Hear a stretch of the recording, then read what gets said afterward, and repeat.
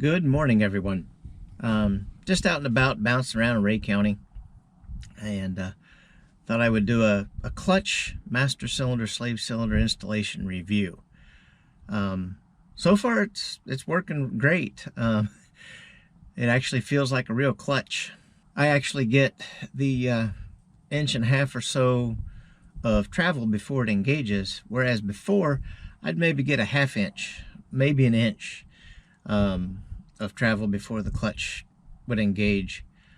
So and that was one thing that was always an issue with this Jeep. I bought it used, and when I bought it, the clutch was extremely difficult to operate. It had a high spring pressure plate in it.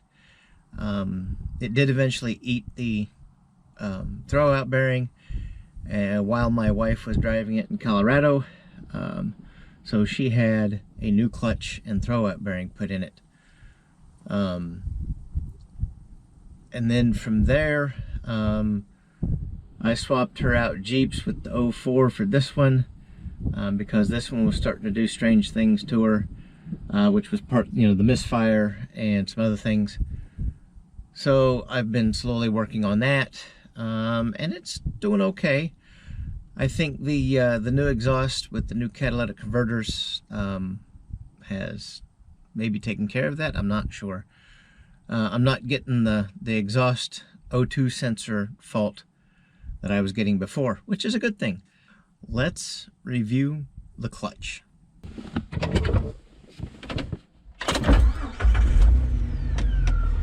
All right, so first gear, no gas. Right there. That's about, it might be closer to 2, but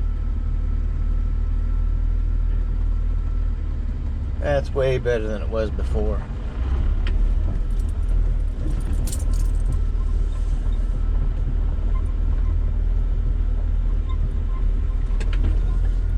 So the funny thing is, I kind of had to relearn how to drive this thing.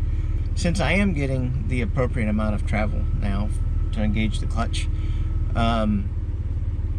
shifting was kind of an issue.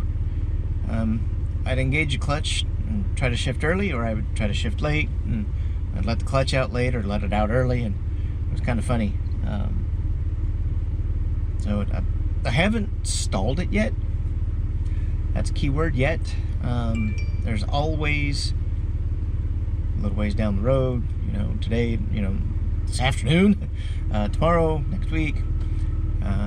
Anyway, let's run through this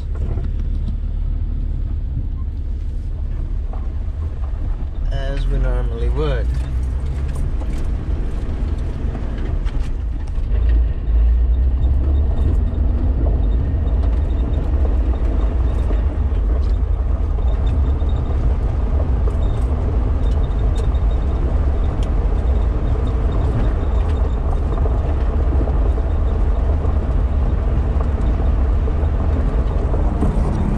So I got all my shifts, even left-handed.